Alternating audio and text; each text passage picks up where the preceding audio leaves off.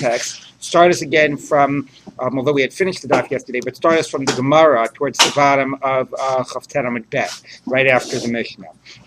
And this is going to hone in on the first two statements of the Mishnah, Lulav hagazel ve'yavish pasul. The first statement with the two invalidities. A stolen and a dried lulav is invalid.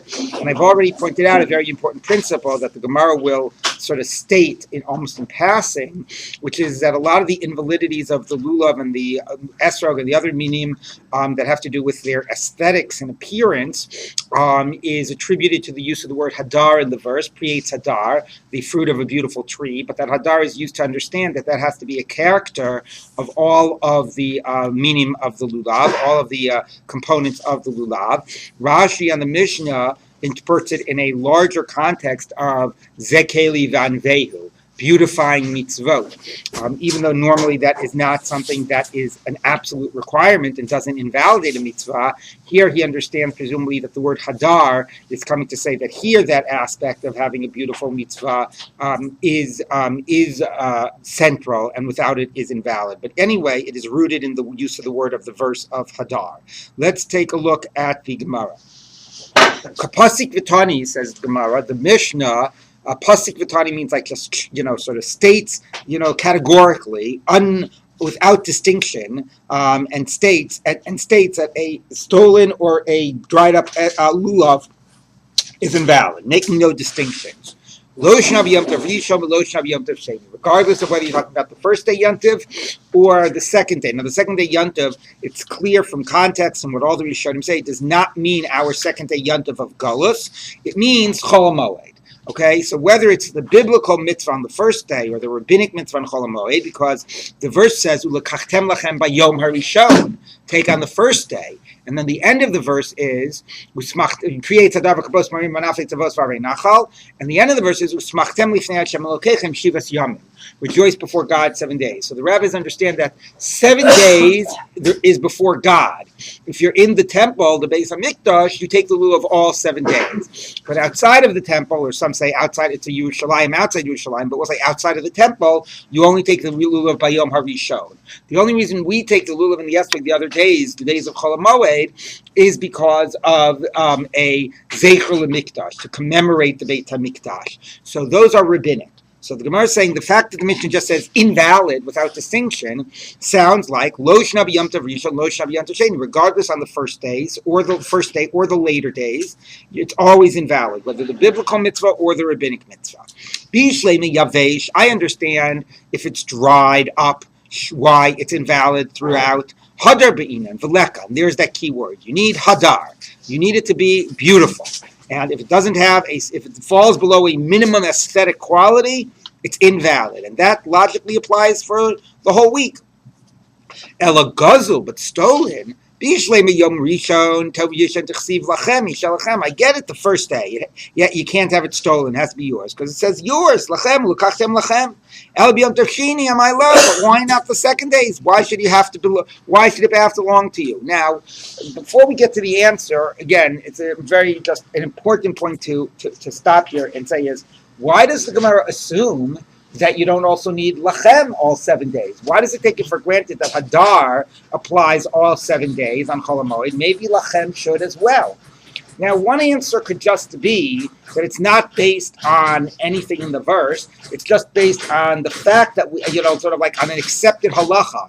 And we know as an accepted halacha that you can use a borrowed lulav and esrog on Chol HaMoed. So it's just saying, I'm not saying, why logically lachem should be different than hadar, but we just happen to know that you can use borrowed lulav and esrog on the other day, so why should stolen be a problem? That's maybe like the easiest way. Just we start from a point of fact that we know you can use borrowed on the other days. But the Gemara doesn't say that, and it pushes Rishonim to ask, what determines which invalidities are only on the first day and which ones are on the rest of the day? And why should there be a difference between the aesthetic aspect and the ownership aspect? So the Tosfos and Rashi basically say that, look, the rest of the days are rabbinic. So we're not going to demand everything at the rabbinic level that we demand at the biblical, even though often we pattern rabbinic after biblical. But things that are really like, sort of central, or they touch on deeper themes, and here's where Rashi brings up his idea that Hadar is Zekeli Vanveyu, is beautifying the mitzvah.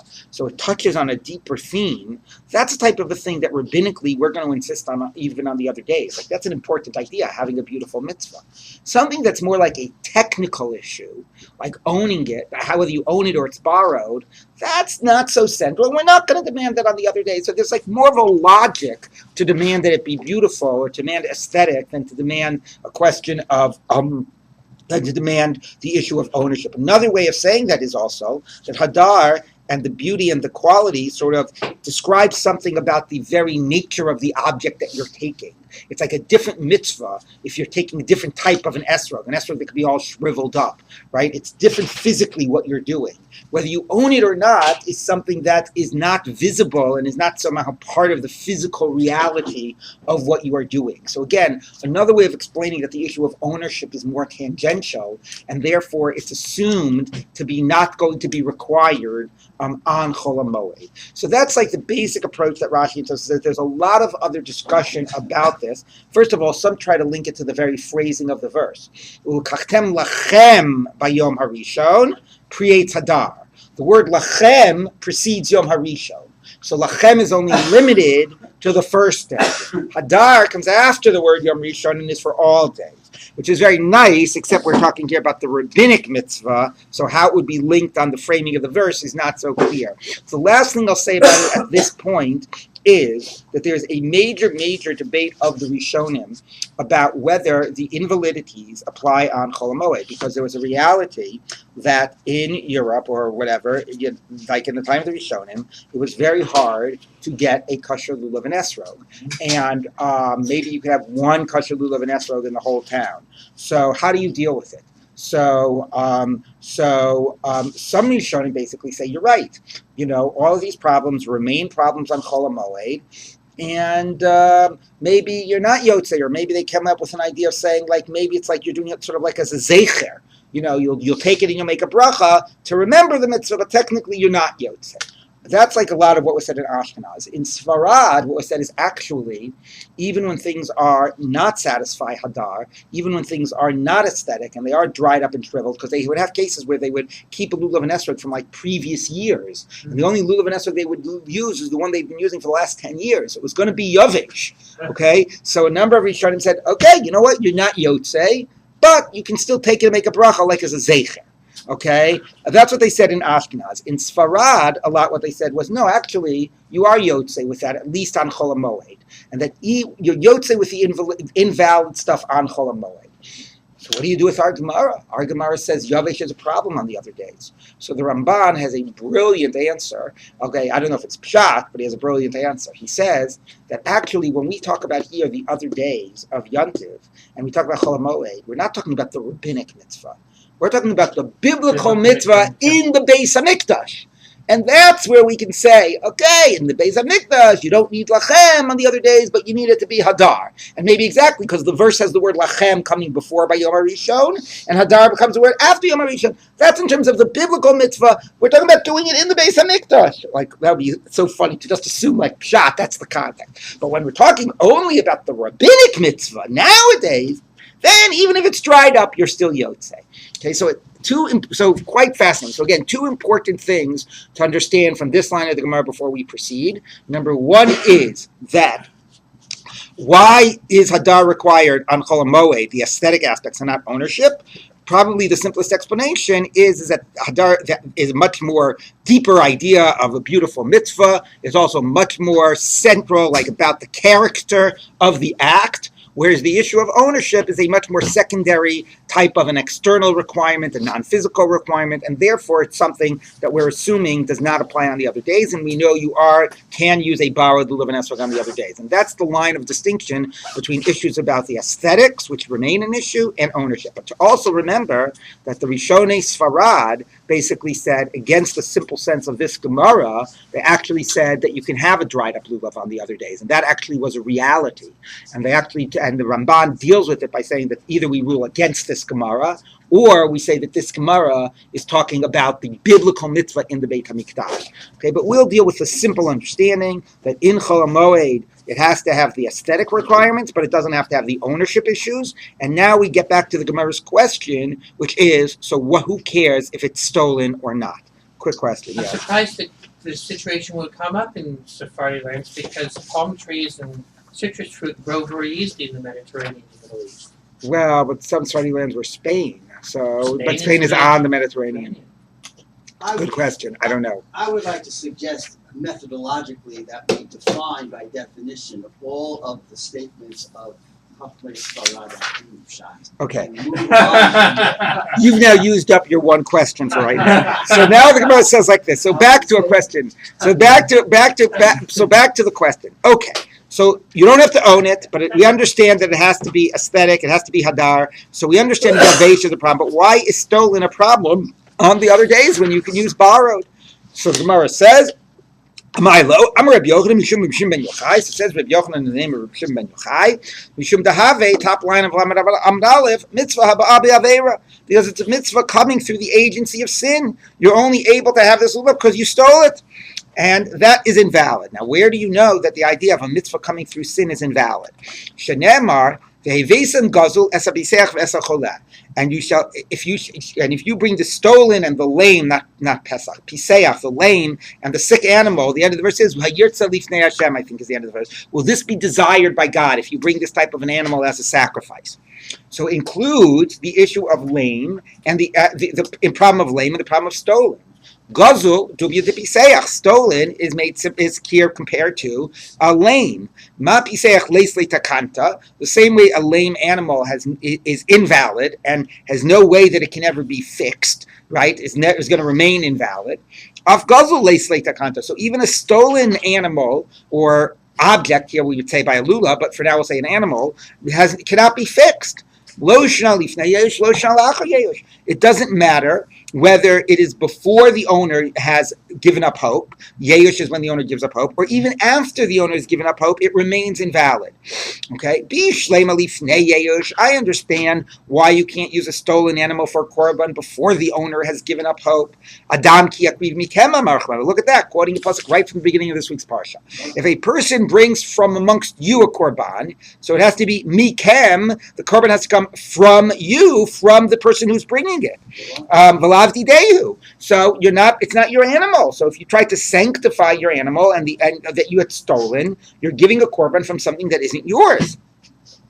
But after the owners, if Reuven stole it from Shimon, and Shimon then says, "Oh, I'm never going to get that sheep back," and then Reuven brought it as a korban, sanctified it and brought it as a korban, hakanya b'yeyush. So Reuven should now own it, because the principle is that after the original owner gives up hope, if somebody takes it, it becomes theirs. Like if I lose a lost object on the street and my wallet, and you pick it up before I've given up hope of returning it, you have to return it to me. But if I say, "Oh my God, I lost my wallet, I'm never going to get it back. There are no honest people in this world," and then you find it, then it becomes a self-fulfilling prophecy. Then you get to keep it because you picked it up after I gave up hope, after Yeush. So the Gemara here is assuming the same is true if somebody stole a sheep and the original owner was Miyaesh, gave up hope, that now this sheep belonged to the Ganav or the Goslin, and now it's his. So why can't he give it as a korban? Now I should say, some of these huge tosos in here, which make it a very short daf today, get to this question of, do we really say that Yeush allows the Goslin to take possession of it? In the case of the Aveda, if I find the lost wallet after the owner's given up hope, fine, I can take it, because when I first encounter it, it's sort of like the owner has already detached himself from it, given up hope. But let's say I find the wallet and then the owner gives up hope once the wallet's in my hand. What do you think the halacha is? Can I keep it then? I pick up the wallet, the owner hasn't given up hope, and you have an obligation. And then I have an obligation to return it. And then even if after he gives up hope, right, once I encountered it and I picked it up with an obligation to return it, his giving up hope doesn't change things. Mm-hmm. So the same is generally true about a goslin. I steal something, and then the owner gives up hope.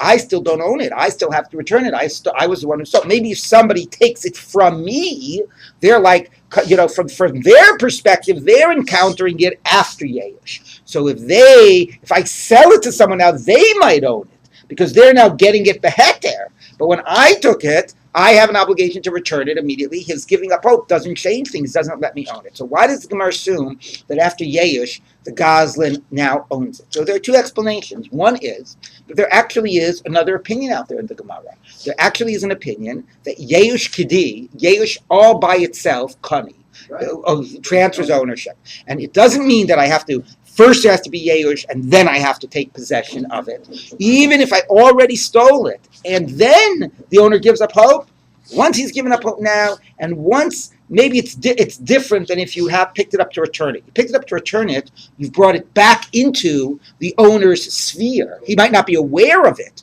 but you're picking it up to return it, puts it back in his sphere. But if I took it to steal it and I'm pulling it away from him, then as soon as he gives up hope, even after I took possession of it, I'm going to own it. And that's the simple sense of this Gemara. That this Gemara assumes that Yeush by itself works for a Ganav and a Goslin. There's another possibility I'll just mention, because it'll also come up on the Amud Bet in a different way, is that Yeush doesn't do it by itself. But if I stole his sheep and then I sanctified it after Yeush, so the act of sanctifying it sort of is like handing it over to Hekdesh. If I handed it over to Charlie, he would get it and he would own it. So my act of sanctifying it changes it and makes it something that allows me to own it. It's not just the Yeush by itself. It's the change of identity and ownership that comes with the sanctification. But that's getting a little complicated. We're going to assume the simple sense of the Gemara. The Gemara says, I stole it. The Gemara assumes that once the owners give up hope, and I'm stealing it, now I fully own it. So if I fully own this sheep after I've stolen it, why can't I bring it as a korban? So let's take a look. So why not? So before the owner gave up Adam ki yakriv mikem amrachman. It has to be yours. It's not his. But after the owner has given up pokanya b'yeush, yeah, now I own it. So why can't I bring it to korban? Elalav must be mishum davile mitzvah babi avera. It's a mitzvah that comes through sin. Since it's stolen, that completely stigmatizes it, invalidates it, just like if it were lame and you can't use it. And same by the lulav. You forget that there's no requirement. You can use a borrowed lulav on the other days, but stolen invalidates. Now, I'm going to discuss exactly how to frame the parameters of mitzvah b'aver in a minute. Let me just read the next passage. Okay. Ve'amar Rabbi Yochanan also says in the name of Rabbi Yochai, my dechsiv, what's meant by the verse, Ki ani Hashem, ohev mishpat, I, God, love justice. Sonei gezel be'olah, I hate gezel, stolen objects, in an olah, in a burnt offering. Again, it's particularly rooted in the world of korban. So what does that mean? What's the point to say God hates it? It's a parable to a human king, a king of flesh and blood, if we'd say flesh and bones. Shaya over a Beit HaMeches. He was passing by the tax house, where you have to pay basically the what is it, like when you're importing things? The Gemara often talks about mosim, custom, the custom house. Amar lavadav tinu mechas lamosim. So there he is. He's coming back from a journey overseas, a diplomatic journey, and he lands in JFK, and he's declaring all of his objects, and he's paying customs on it. Okay, he doesn't take it in through the diplomatic pouch. So tinu mechas lamosim. Amru lo, they said to him, "Hello, kol melchas kol shelcha." What do you mean? All of this money, the tax money from the customs, is all going to you. Why are you paying taxes on your own objects? So, Amar lahem, so he said to them, Mimeni yomadu kol ovrei drachim. From me will learn all those who pass on the way, who fly into LaGuardia, and they won't find ways to get away from paying customs. I want to set the right example. Now, by the way, I should say parenthetically, this is fascinating because there are Mishnayot in Nedarim that talk about making a false type of a neder, or to a customs collector in order to get out of paying the customs, and actually give ways in which technically that might be okay. And that leads to a whole discussion about whether about following governmental laws, and whether the tax collector, what they're doing is just or not just. Is it an unjust government? Are they sort of exploiting their position and taking more than they deserve to be taking, and so on. So it's with that background to appreciate that there's a Mishnah that actually talks about ways of avoiding avoiding tax collectors. And here the Gemara is saying, no, God is setting an example that, people that go on the ways should not try to find ways to avoid the tax collectors. There's a very practically relevant reality that it is speaking to. This was in a world of, within Roman Palestine where Rome would be levying these taxes. And are we supposed to give it to this sort of oppressive government or not give it, and so on? So it's important, I think, to appreciate a little bit of the historical and relevant context of that type of a statement. How it's relevant for us is God wants to set the example. Now, it's not, it's not like the greatest parallel. Maybe it's like a Kal Vachomer. In this case, it's sort of like, but the argument, it's not like paying a taxes and doing your duty. It's more like, if you stole, what's the consequence of then, fulfilling the mitzvah with that? But it seems that the parallel is the following, is that here you are doing a mitzvah. So you're basically saying, or you're bringing a korban, you're saying, look, all the animals belong to God, so why should God care whether I'm taking my korban or I'm taking Charlie's korban animal and doing it? It's all God's anyway, and I'm just giving it back to God. I know why Charlie cares, but why should God care? Okay, and this is, no, God does care. When you go ahead and even if you're bringing things to God, it can't come through through some type of a violation. God doesn't want to be condoning that violation, and that's important because when the Yerushalmi has a very fascinating line when it deals with the idea of mitzvah v'aveira, it says you could frame it two ways. You could say, "Ein aveira mitzvah." A sin cannot become a mitzvah. You cannot go ahead and do a sin and then think it's going to count for a mitzvah. God does not, want to condone this and allow it or whatever. But then the Gemara says, but you could say the opposite. You could say, ein mitzvah be'aveira. If I'm doing a mitzvah, it can't get qualified as an aveira. And we sometimes say that. We sometimes say an idea like, say, esse dochelot haseh. If I have to put, a string of a blue string in my tzitzit and it has to be wool and I'm wearing a linen garment, it's not a problem that it's shatnez. Because an essay is dochelot haseh. The mitzvah doesn't become an aveira. The mitzvah overrides concerns of an aveira. So that there's a logic to say, hey, if you're doing a mitzvah, it should override those types of concerns. Okay? Now, and therefore, this is saying no. Again, exactly when do we say mitzvah babi aveira? Fine. There are limited cases that define that. But the general rule is, just because you're doing a mitzvah doesn't condone an aveira. Just because you're giving it back to God doesn't mean that you can do something that is illegal, immoral, a sin in that context. So here are the two sources of mitzvah babi aveira. Now, it's important to just say very briefly some questions about what its parameters are. It's interesting to note that both of these sources are about a korban, but the Gemara somehow assumes you can immediately apply it to the question of the lulav. So somebody shouldn't say, fine, it's about a korban, but it's a general point about doing mitzvot, and it's not, you don't say mitzvah babi aveira. The problem is that there's some Gemarot that don't seem to know about the idea of mitzvah babi aveira, like a Gemara that speaks about a stolen sukkah, that raises the issue of ownership, but it never raises the issue of mitzvah babi aveira. Or a Gemara that talks about eating matzah, that's tevel, that you're doing an aveira when you eat the matzah, and it never talks about mitzvah babi aveira. So what do you do about the fact that some Gemaras are not aware of this concept? So 1 minute. So is this lulav, korban. So some Rishonim say, you know what, you're right. Mitzvah b'aveira outside of korban is only rabbinic. And those other Gemarot are talking at a biblical level. And the whole idea of mitzvah b'aveira, maybe outside of the korban example, is only rabbinic. Ramban says something different, which is quite important in terms of thinking about the nature of lulav. When we were talking about Succah, we were talking about Succah very much, in terms of the anane kavod and that whole sort of the strength of that metaphor. Well, what do you do with a lulav? With a lulav, you shake it. And when you do it, like during Hallel, and what's this whole idea of shaking and during Hallel and during davening, and a very powerful sort of idea behind lulav, it's a sort of a vehicle of tefillah, it's a form of tefillah. You use it in the acts of tefillah, particularly relating to water and praying for water. So what the Ramban says is mitzvah babi aveira is only a problem in something like a korban.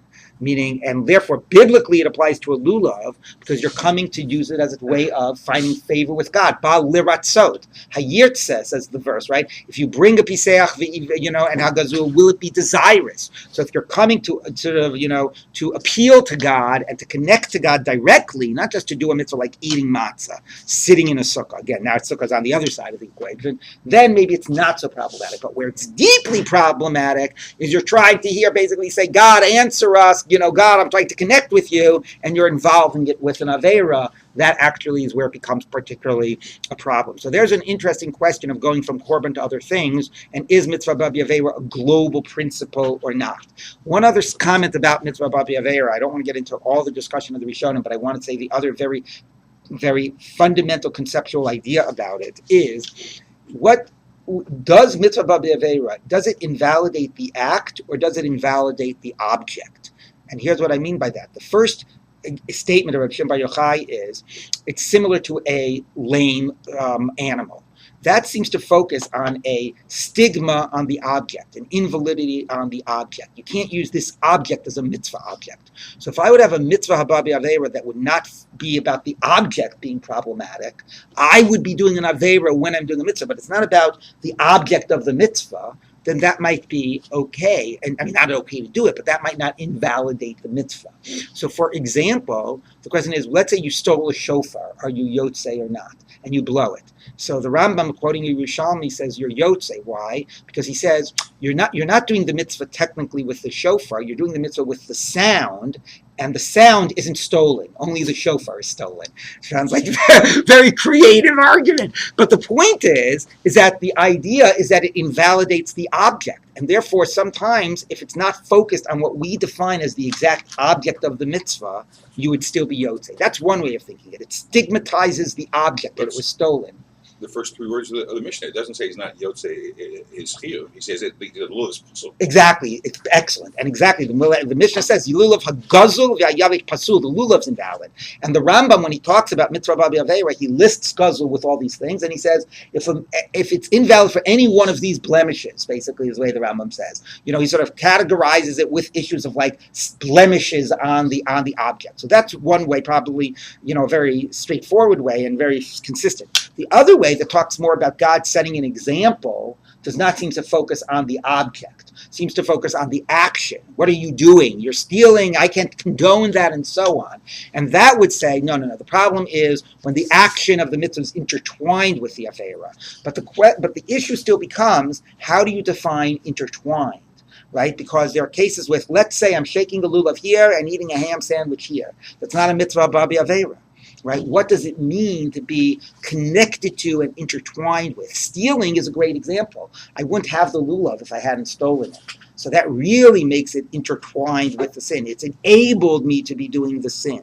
There are other cases where it's not so intertwined, and that might be considered, okay, you're doing a sin and doing a mitzvah, but it's not ba'ah, it's not coming through it. So again, two separate ways of weigh the question of scope. Does it apply biblically by all mitzvot or just by korban and lulav and things like that? And number two, what's its exact nature? Is it about invalidating the object? So we have to ask the question about which object is the mitzvah object and whether this object has a label or doesn't have a label. And let me give you, by the way, another interesting example of that. Let's say I carried my lulav on Shabbos, and I put it, and then I came to shul and I shook it.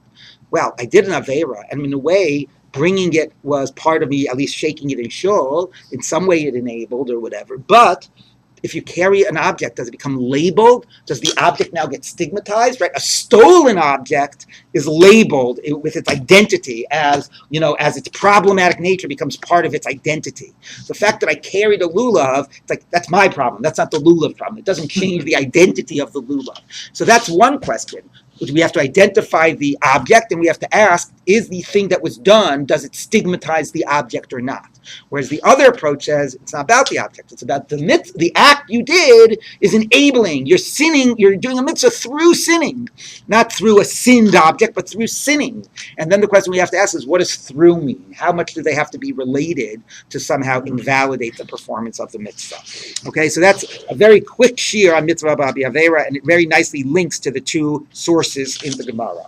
Let's continue now in the Gemara. It says like this. Itmar was taught. Itmar nami, Amar Rabbi Yomi, yavesh pasul mipnei she'ein hadar. So it says that a dried up lulav is invalid because it is not hadar, that we know. The gazul pasul mishum dahavile mitzvah babi avera. And stone's invalid because of mitzvah babi avera. So you see that there is this concept, and presumably that concept explains why it's invalid for all 7 days. Upligad Rabbi Yitzchak, and this argues on Rabbi Yitzchak. Dama Rabbi Yitzchak bar Nachmani Amar Shmuel, because now we have a statement in the name of Shmuel. Lo shan v'lo b'yom tov rishon. The invalidity of stolen is only on the first day of Yontiv. Aval b'yom tov sheni, on the other days of Yontiv, mito sheyotei b'shao, because you could use a borrowed object, because there is no requirement of ownership. Yotei nami b'gazel, stolen is not a problem. The only issue with stolen is that you don't own it. There is no concept of mitzvah b'aveira, and therefore stolen is kosher on the other days of Chol HaMoed, just the same way a borrowed is. So Masiv Rav Nachman bar Yitzchak, Rav Nachman bar Yitzchak asked on that. Lulav hagazel yavish pasul. So it says stolen and dried up is invalid. Now, before we tried to underscore the same way dried up is all 7 days, stolen is all 7 days. So maybe you could say, okay, no, not necessarily. But still, I'm going to try to prove my case from the language of the Mishnah, because it says stolen is invalid. So the implication is stolen is invalid. Hashal kosher, borrowed is permissible.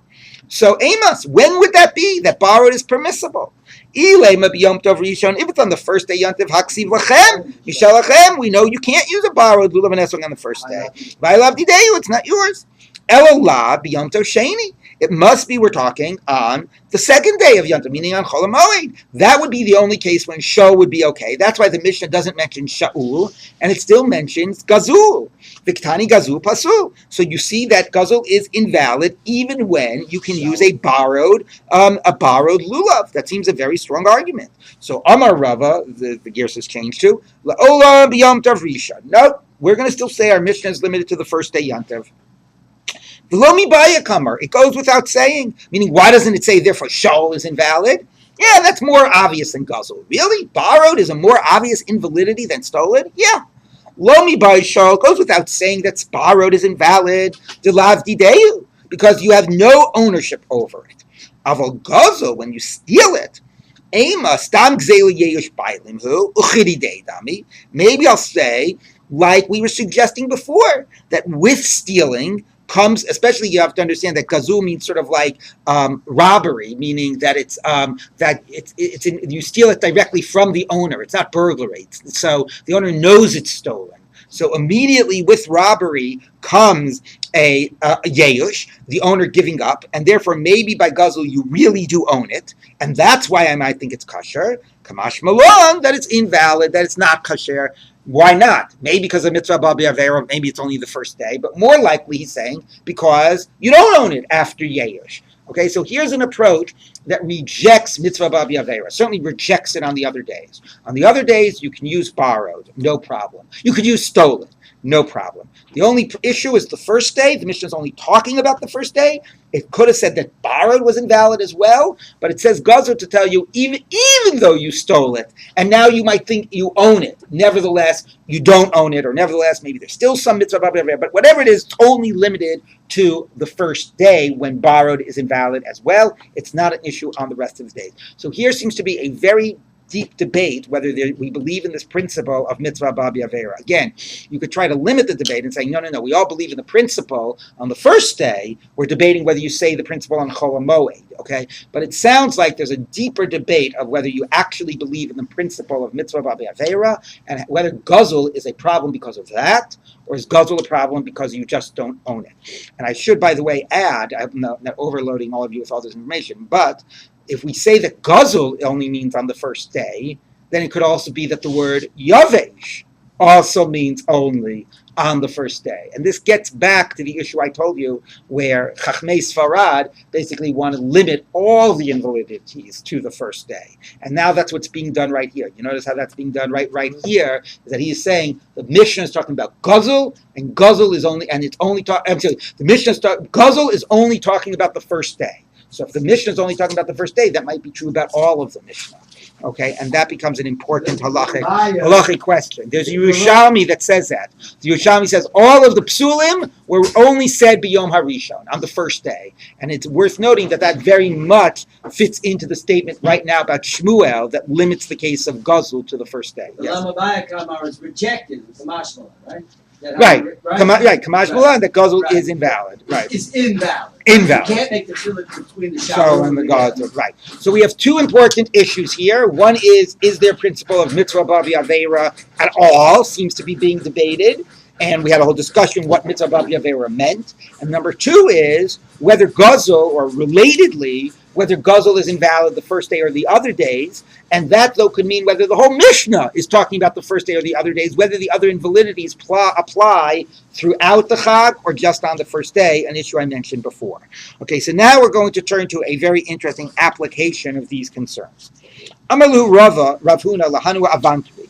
So 2 lines from the bottom. Rav Huna said to the merchants, to those merchants. So let's take a look. This way Rashi interprets the word avantri. Zavnisu asa me'akum. When you are going to buy hadassim from the non-Jews, Lo taguzu atun ela ligzoza inuhu. Don't you be the ones to cut the hadassim off the tree. Let them be the ones to cut the hadassim off the tree. V'yayiv l'chu, and then give it to you. So you are going around, you're buying hadassim for the Jewish community, and the people that own the hadassim are these non-Jews that have all of these fields with hadas trees in them. So have them be the ones to cut it off the tree, not you.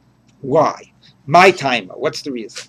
Stam ovdei kochavim gazani arasaninu. So that's obviously a very troubling statement, but we're probably reflecting a reality at that time and place that the non-Jews are assumed to be on land that is not technically theirs. Okay, they own it. Doesn't necessarily mean they stick people up at gunpoint, but maybe it means that they take possession of it. Maybe the government took possession of it, and the halacha doesn't recognize the basis on which the government sees possession of it, to be legitimate, and therefore it's considered geza. By the way, the Aruch says that the word avankari doesn't just mean merchants; it means sort of like officers of the king. So it is connected to some degree to governmental issues. Anyway, so we have to assume in this context that the land that they're on is not theirs. So it's gezel. All right, so now we're going to have a problem. You're going to buy a hadas from them, and therefore you're going to be yotzei the mitzvah of lulav with a stolen hadas. Where did Rav Huna live? In Bavel. Okay, so you're going to be doing the mitzvah with a stolen hadas. So here's how you're going to get out of it. Because part of the issue also has to do with the fact of that we start with the idea of land. So let's keep on reading. The karka ain't an exelis. Land cannot be stolen. Okay, now that's, of course, you got to love sort of the same. We assume all the land is stolen and land can't be stolen. So what does it mean land can't be stolen? It means halachically, its status doesn't change. The status of the land, you still sin if you see somebody else's property. But of course, you can't put somebody's land in your back pocket and take it away. It's always there. So in a way, you're forcing the owner off, but you're not like taking it physically away from the owner. And therefore, halachically, the land never gets an identity as being stolen. You stole, but the land, that identity never applies to the land. So, for example, when the Gemara thinks that you could, let's say, bekona something with yeush, right? If I stole a lulav and there's yeush, I take possession, that would not apply to land. I basically seized your land, you gave up hope of ever getting it back, it doesn't become my land. It's still always there and it's always your land. Okay, so now these lands are seized by people that are not their owners, and they have hadas trees, but the hadas trees are connected to the ground. So there's yet no status change in the land and in the hadas trees. Okay, now let's just see what happens once those hadassim are cut down and then they become chattel and not land. Okay, hilkach. Let them cut it down. Now what's going to happen? They're going to cut it down, and then the fact that the owners this land has been stolen for the last decade. The owners have long given up hope of ever getting it back. The only point is, as I said, their giving up hope, their yeush, has not changed the status of the land because it's always there. So when will it be meaningful? When you cut down the hadassim, now these hadassim are stolen as well, right? They're just no longer land. Now they're stolen hadassim that isn't land. Now the yeush of the owners from 10 years ago kicks in. Now this thing, which can be defined as stolen, is both stolen and stolen with the owners giving up of hope. And that means that I can take possession of it. Right after yeush and it's chattel and it's stolen, now can be possessed. So therefore, what will happen if the non-Jews are the ones that cut it down? Then who is the first one who winds up owning these hadassim? The non-Jews. Now you buy it from the non-Jews. When you're buying it, it's not considered a problem of mitzvah haba b'avera. If you cut it down and then you took possession of it as in the initial act of being like taking it when it was stolen and then becoming yours, but it went from being stolen to being yours. That's what the Gemara said before. Even after Yeush, even after you take possession of it, right, it remains invalid, right? That was the whole point about the korban. Even if you own it, you stole it, even now that you own it, it remains invalid. But here, you won't have, it's like you're going to let somebody else be your shill. You're going to keep your hands clean. They're going to get their hands dirty. So for them, it had the identity of being stolen, and then they owned something that was stolen. By the time you come around, you're buying something that is owned by them. So what do I care about its past history? It's right now owned by the person on the land, and therefore I can buy it, and I don't have to relate to this object as a stolen object. I don't have to care about its past history. The past history is completely unrelated to me, because when I encountered it, it was already owned by the owners of the land. 1 minute. Let's just finish reading that. The Yesh Bailim will take effect when they're holding on to it. And when it comes into your hands, okay, then it'll change possession, and then you'll be safe, you'll be protected. So the Gemara says, wait a minute, I don't understand why it's a problem. So what for having these merchants cut it down? So kigazu avankari, when the merchants cut it, let the merchants be the one to cut it down. They have a yesh piling bidayu. So fine, when will the yesh kick in? It'll kick in the hands of the merchants. But nevertheless, the merchants are selling it to somebody else. Vishina Rishus Biyadan, we'll buy it from the merchants and we're safe because the Yesh already took effect in the hands of the merchants. So let the merchants cut it. What do I care? I'm buying it from the merchants. So I'll get it. It'll still be safe. So the Gemara says, look, no, because the merchants themselves want to use the hadassim for their own lulav. Okay, so for the merchants, you're right. If the merchant cut it down and then sold it to you, by the time it got into your hands, it's past history. It's like record would have been expunged because for you, but not for the merchant. The merchant still encountered it as a stolen object. So if the merchants want to use it for themselves, they have to let the non-Jews cut it down, get somebody else to do that dirty work, and then they can encounter it after its slate has already been cleaned. After that is just ancient history. Yes, Charlie. This principle should apply everywhere in the world, not just Eretz Israel.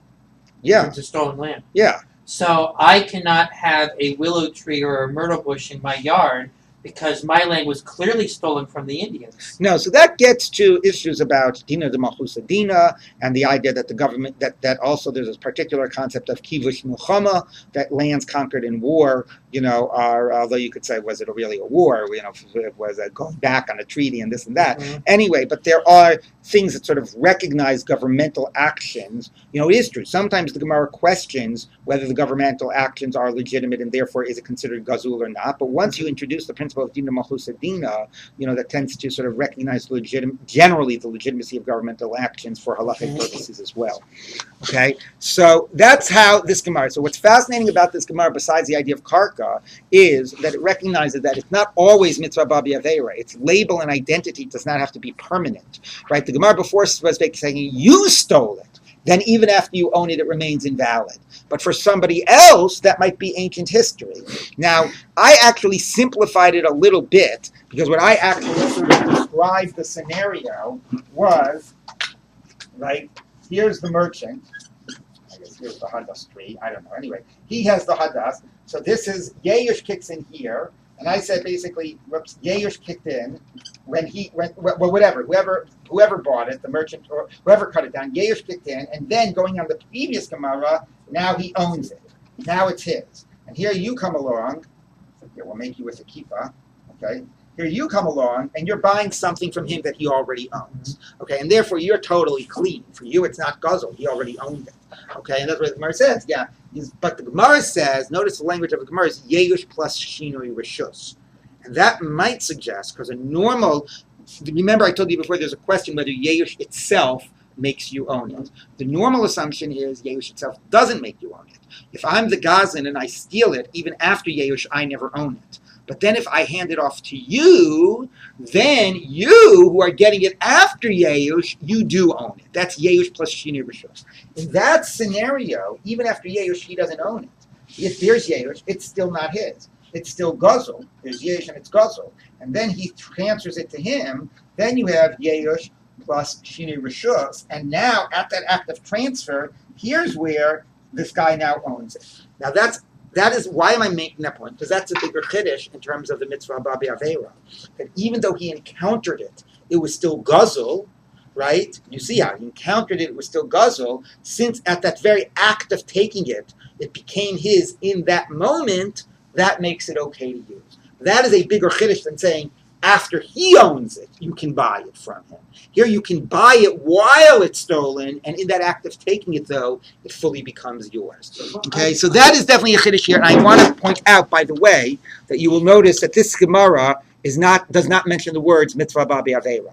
And there are some Rishonim that understand that we're talking, we already introduced the possibility that maybe mitzvah haba b'aveira, we don't believe in the concept. So maybe this whole Gemara is not about mitzvah haba b'aveira, maybe it's just about the need to own it, the need for ownership. It's that simple. Forget mitzvah haba b'aveira, it's all about ownership. So if you had a problem of mitzvah haba b'aveira, you would want him to own it fully and yesh to work before you encountered it. But if you don't have a problem with mitzvah haba b'aveira, you can buy it even while it's still stolen. Okay, it's stolen and I bought it, fine. But if it's not mitzvah haba b'aveira, I only care about one question: do I own it? And then, yes, even though when you bought it was stolen, since you're going to own it in the end, you can use it for the mitzvah. So there's that big question: is the Gemara here trying to address the issue of ownership, or is it trying to, and that's sufficient? Once you own it, we're happy. Or is it also trying to address the issue of mitzvah haba b'aveira? So I can rest assured that the guy selling watches on 42nd Street, those watches are stolen, and I can buy one of those watches and I don't have to worry. I'm not going to answer that. We'll talk about that when we get to Baba Kama. It's an applicable Yes, question yes. to the concepts. Yes, that is correct. Yes. But it's the same question, like stolen or something. Right. Like that. So, okay, this gets to the question about the legality of engaging in it and providing a market for the Ganav and the Goslin and becoming sort of caught up in that sin, meaning there's one question of do you own it after the fact? There's another question, and maybe the answer is yes. There was Yerush and Shina Rishus and whatever. The other question is, are you allowed to do it? And there is explicit discussions in Baba Kama about whether you are allowed to buy things that you can reasonably assume are stolen. And the basic answer is no. And there's a reasonable assumption that they're stolen. You cannot be buying it. So the question therefore can be, how can therefore you be buying these hadassim? From this case of the carpet and so on. But again, it might be talking about a very different type of a reality. It's one thing that your buying of it provides a market for the goods, and then you become complicit in the sin.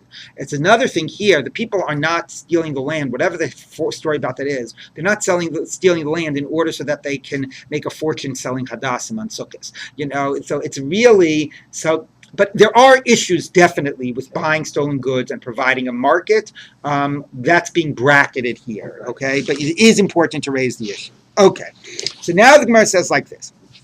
So in order for the merchants to take possession of it, they need the owners to cut it down. And then for themselves, again, for their own lulav and esrog, they can use it because then they'll take possession with Yeush plus the Shinu Rishus plus the switching of the hands. So the Gemara says, okay, why do you have to worry about Yeush and Shinu Rishus and transferring ownership? Let them cut it down and they'll own it. Why will they own it? I mean, Yeush itself doesn't do it. It has to change hands. No, they'll own it because they made a physical change in the object. Now, what is the physical change they made in the object? They cut it down. Interestingly, the Gemara does not seem to be focusing on that. The Gemara assumes the physical change in the object is they're going to take the hadas and bind it into the lulav. And that's the change. So the Gemara says, no, kasavar lulav ain't tzarich eget. Lulav doesn't have to be bound up, and therefore, even if you did bind it up, it doesn't create a new identity to the object. It's tied with other things, but it's not a halachically new identity, and it's meaningless. And even if it did require an eget, and now it has a new identity, it's like you changed it and made it part of a lulav bunch. Nevertheless, it's going to be a change that is going to revert back to form. After Sukkot, it's going to lose that special identity, and it will just become a simple hadas. And something that reverts back to form is not considered a real change. So, of course, this Gemara is wild because it assumes that cutting it down is not a significant change. Okay, it's a growing hadas or not a growing hadas. I mean, but maybe it's not so crazy. Like, let's say we were talking not about a hadas, which is a branch, and it does seem like more of a change. Let's say we're talking about an apple. Okay, and I told you this principle that when you make a shinoi in an object, the idea here is how does a goslin can take possession, ownership, not that it's legal, but take ownership of the object he stole.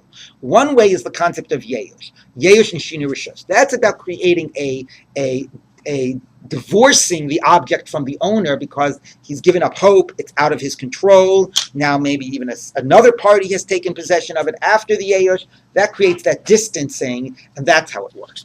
But another way a goslin takes possession is when he changes the object. Then it becomes not the original thing that was stolen. And therefore that also makes it something that is no longer considered to be the owner's. He has to pay back the owner, don't get me wrong, and none of this is permissible. But with that shinoi, it somehow changes the identity of the object, not the distancing, but the identity.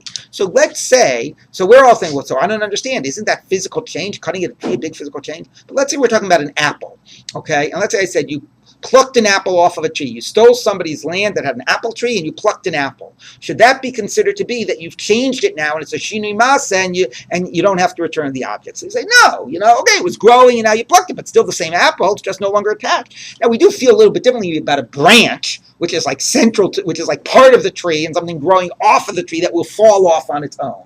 But that seems to be the Gemara's understanding. Cutting down the hadassim doesn't really change the hadassim. So, but maybe what changes is they became part of the lulav. And then that's not a change in any way. That's going to revert back to form. So you can't own it that way. You still need this idea of yeush and shinui rishus. So you need them to cut it, and then you buy it. So by the time you buy it, now it has transferred ownership, and now you're okay. I steal your car, and I stole it. Yeah. Then I chop it into different pieces. I own the pieces. Yes, exactly. You bring it to a chop shop, you own the pieces. Right. So the pieces, the fender is now mine. Exactly. I got paid for your car. Exactly. Exactly. Okay, so let's just read one more line of the Gemara. So the Gemara says, "V'likniu b'shinui Hashem." Okay, but what about a change in name? Now, what change in name occurs to this? So the meikara havile asa, the hashta hoshana. Before it was a myrtle. Before Sukkah came along, it was a myrtle branch. Comes along Sukkot, and it's no longer a myrtle branch. It's a hadas. Okay, so the fact that it's being used for a mitzvah gives it a new identity. So in the Gemara's language, the hadasa was hadas. That was just the normal botanical name for this thing. But when it's a mitzvah object, its name is now Hoshana. So doesn't that now change its identity and mean you should own it even without changing hands? So it'll just be the one answer of the Gemara. The Gemara's answer is, you know what? They were calling it a hadas. They were calling it a hoshani even before Sukkot, right? Especially, right, once it gets to be like Tishrei, you're looking around and you're seeing what a month ago you would have called a willow. Now you're calling an arava, and what a month ago you would have called a myrtle. Now you're calling a hadas. So therefore, it is actually the name existed even before it was cut down, and therefore the only way to own it is have the yeush kick in when they cut it down, and then you buy it, and then it's yeush and shinui rishus, and now you own it, and that will allow you to use it. Okay.